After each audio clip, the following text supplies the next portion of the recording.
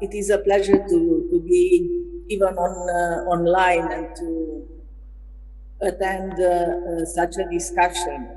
I have been resonating with many of what was said earlier as an ex-world banker and now an entrepreneur and a person who is running some NGOs.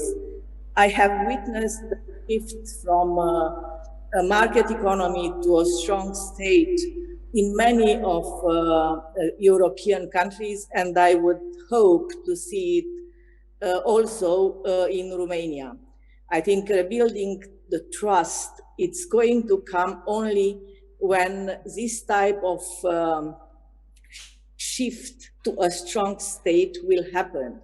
But as Professor Borțun was mentioning it, I think in order to be a transfiguration, let's say, not a transformation, we really need the transparency and the responsibility to become part of the process. And I'm saying that because in the private sector, at NGOs level, the ESG requirements on social and governance are very strong. And all the transformation of the state is going to be more scrutinized than it would have been like 20 years ago. But at the same time, I truly believe in lessons learned in history. When I was a young graduate, I have learned that in Romania since the 19th century, the reforms were always made in the last minute. We even have a very well-known writer, Virgil Tănase, who has wrote the 25th hour. It looks like the destiny of the Romanian economic model is the 25th hour. I hope that in this new process, with actions like this one, which was organized by Agenda 2030, we can make it in a more planned, in an earlier way.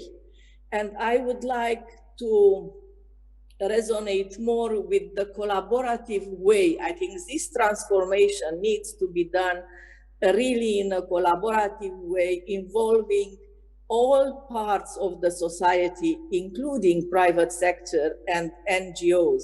If that is going to be like an inclusive process, I think the success is there. And I would like to ask the colleagues from Agenda 2030 to look at some of the very successful models which were tried to be as models in early 2000, like the PPPs in health, which were really some very early models of transformation involving a strong state and a fair private sector.